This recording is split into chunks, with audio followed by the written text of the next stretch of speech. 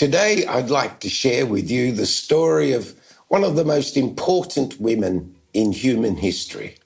I first saw her in a painting, and I've been obsessed ever since.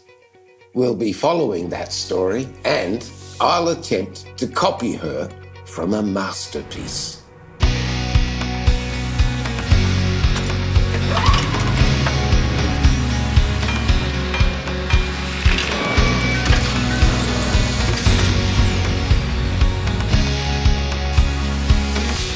Welcome back to Gary's in the Shed. And today we go on a journey chasing yet another one of my obsessions. You see, there's a woman in history who's been featured in art almost more than any other woman, second only to the Virgin Mary. And the lady I'm talking about is also Mary, Mary of Magdala, or more commonly known as Saint Mary Magdalene. Now, I'd never thought much about this person in the past, but I did become intrigued a couple of years ago when I saw her in this painting by artist Masaccio, a painting that this year will be 600 years old. But more about the painting and its extraordinary creator later in this episode. Let's start with why I think Mary Magdalene is so important. Deeply moved by that painting, I started researching her story, and it was full of surprises. Although we know almost nothing about Mary's early life, she emerged as a key player in the final days on earth of Jesus Christ.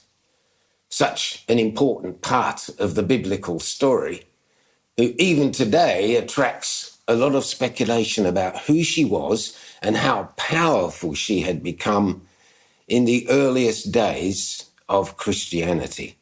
One thing's for sure, we do know this woman became a partner in the founding of the Christian faith and all of the implications that followed that.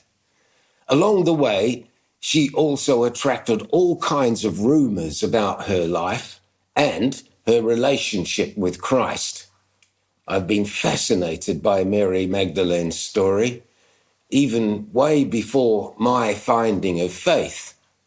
And I hope in this episode I can shed some light on Mary's story and why it captures the imagination of the world even to this day. Mary's name comes from her hometown of Magdala, on the western shore of the Sea of Galilee, just to the northeast of Nazareth. She'd been deeply troubled, possessed by the devil, some said, until she met Jesus and Christ drove out 7 demons to set her free.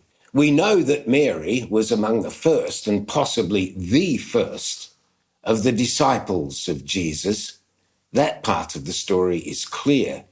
She never left his side through the final years of his life on earth. Mary was there at the crucifixion. She was there to prepare Christ's body for his burial. And she was there in the garden, the first to discover the open and empty tomb, the first to meet face to face the resurrected Jesus. But most importantly, Mary was the person who Jesus had chosen to spread the word that after 3 days, Christ had come back from the dead. Then it was Mary who rushed to the other disciples to share the good news. They didn't believe her at first. Now, I appreciate biblical scholars and people who know their Bible stories well will be very familiar with all of this. But for me, someone who's only recently a believer, this was all very new to me. So my apologies for being such a late arrival. And as I researched further, the story became even more interesting. Mary is often referred to as the apostle to the apostles. I've even seen one researcher suggest that Mary was in fact the real Messiah. And there are suggestions that Mary Magdalene was the true and anonymous author of the Gospel of St. John. Now, obviously, there's a lot more to know, and I will keep searching. So how did this all start? Well, it really began when I discovered this remarkable book and the picture on its cover with over 400 images of Mary, just a fraction of what hangs in museums and churches around the world. Artists have honoured Mary in sculpture and in paint across the millennia, all the way even to Picasso and beyond.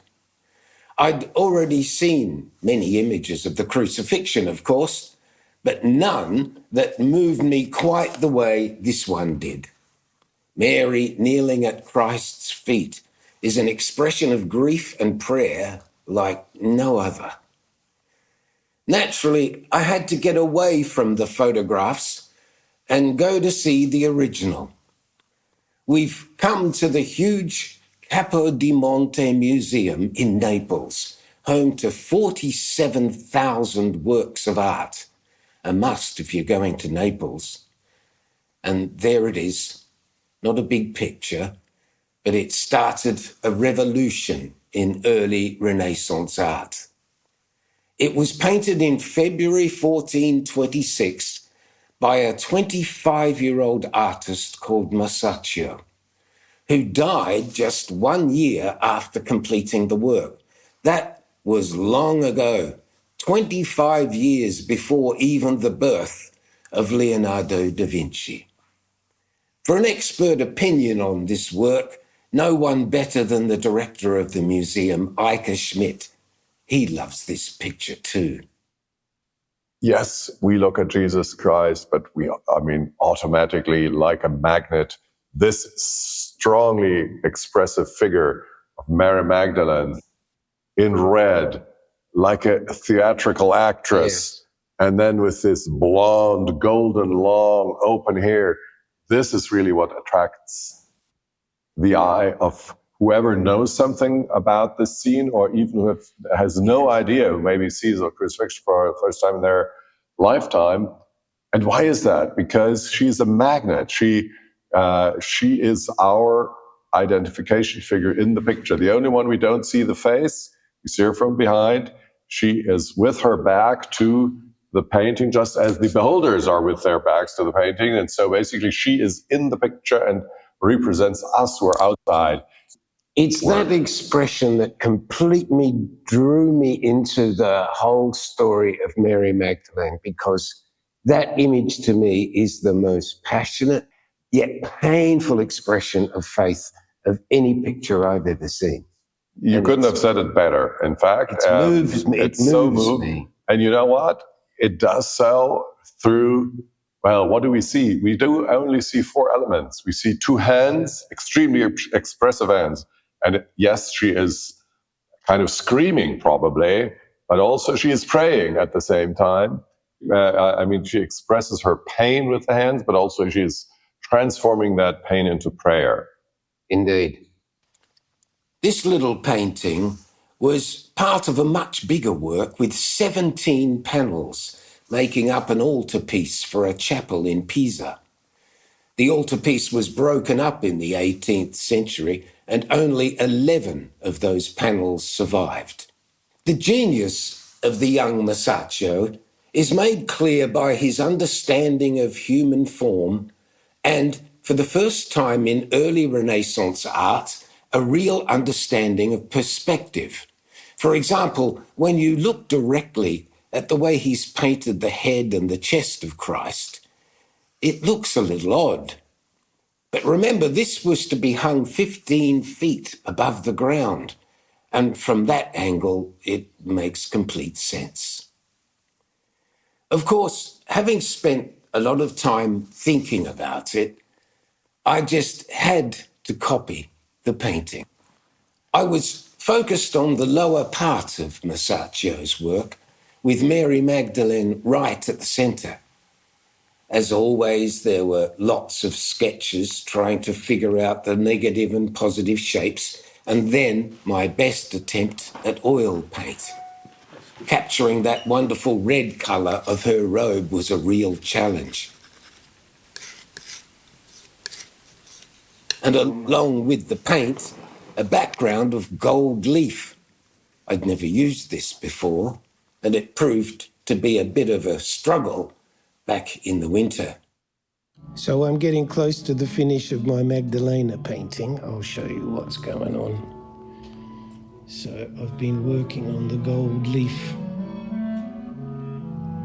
and it's nearly finished other than a few little details. I've just got to get these tiny pieces of gold leaf and attach them in spots that appear to be missing. But it's getting there, slowly, slowly, slowly. Of course, I've had a bit of a trim since then, but through the process of making the painting, I'd thought a lot about one part of Mary's story, about how her character had come under so much attack. She'd suffered attacks from all kinds of places, including the Vatican. The New Testament talks about Jesus driving demons out of Magdalena, but it was never clear as to what exactly those demons were. That, however, didn't stop the early church establishment from accusing her not only of adultery, but also prostitution. A 2,000-year-old case of fake news, perhaps.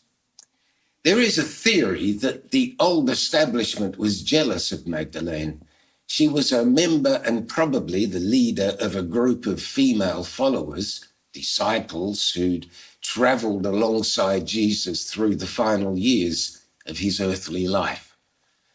Perhaps the establishment worried that this group of dedicated women was becoming a little too powerful and potentially a threat.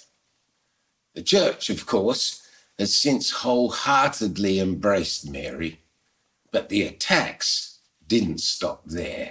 In the early 1970s, the Andrew Lloyd Webber musical Jesus Christ Superstar, well, that certainly didn't pull any punches. The whole story was about Magdalene's alleged intimate relationship with Jesus, and the actress playing the part of Mary laid it all out in a song that went, "He's a man, he's just a man. And I've had so many men before, in very many ways, he's just one more." Wow, pretty heavy stuff, right? At the time, a lot of Christians were very upset about the disrespect that was shown to Jesus in that show. But what about the respect for poor Mary? Then, in 2003, author Dan Brown put Magdalene right at the heart of his best-selling novel, The Da Vinci Code. That story was about a conspiracy to cover up a sacred bloodline from a child born to Mary and Jesus. Dan Brown's story led to Milan, where Da Vinci's masterpiece, The Last Supper, was in the spotlight.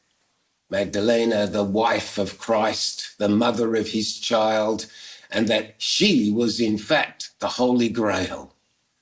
According to the Da Vinci Code, to the right of Jesus was not John the Baptist, as the world had always thought, but it was in fact Mary. That was all BS, of course, we think, but I must admit I did have a very good look. So there it is, my story of St. Mary Magdalene, along with my attempt at painting a part of Masaccio's masterpiece.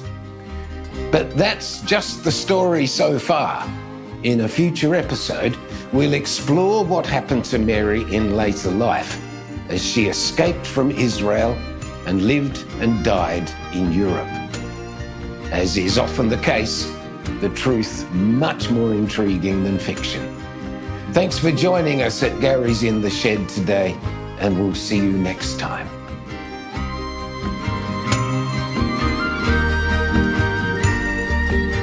If you'd like to help me at Gary's in the Shed, please click the like and subscribe buttons below. Now, I'll never ask for money, but some free feedback would be good. So while you're down there, please leave a comment.